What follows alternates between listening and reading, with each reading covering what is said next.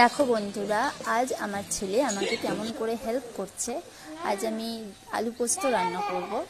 তো সেখানে আমার ছেলে যখনই দেখেছে যে আমি পোস্ত বাটতে চলেছি, অ্যাকচুয়ালি আমি মিক্সিতেও করতে পারতাম, কিন্তু কোয়ান্টিটি কম ছিল, মানে কম কম করার ছিল, প্লাস হচ্ছে এতে মিক্সিতে চেয়ে আমার শিলে বেটে নিতে বেশি ভালো মনে হয়। তো সেই দেখে ও বলছে, মা এটা আমি করে দেবো। তো কিছুতেই শুনবে না, যথারীতি করতেই দিলাম।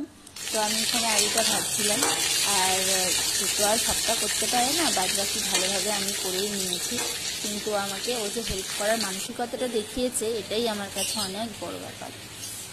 তো আমি বাদ বাকি পোস্তটা বেটে নিয়েছি, আর দেখো আলুটা ভাজা হয়ে গেছে। ঝিঙেও ছিল, তবে ঝিঙের পরিমাণটা কম ছিল, তাই আলুটাই বেশি, আলু পোস্তই বলা চলে।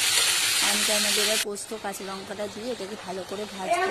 অনেকে আছে পোস্তটা একটু সাদা সাদা রাখা পছন্দ করে, কিন্তু আমার বাড়িতে আবার সবাই একটু ভালোভাবে ভেজে সেই রান্নাটা বেশি পছন্দ করে। এই দেখো আমার অলমোস্ট পোস্তটা হয়ে গেছে।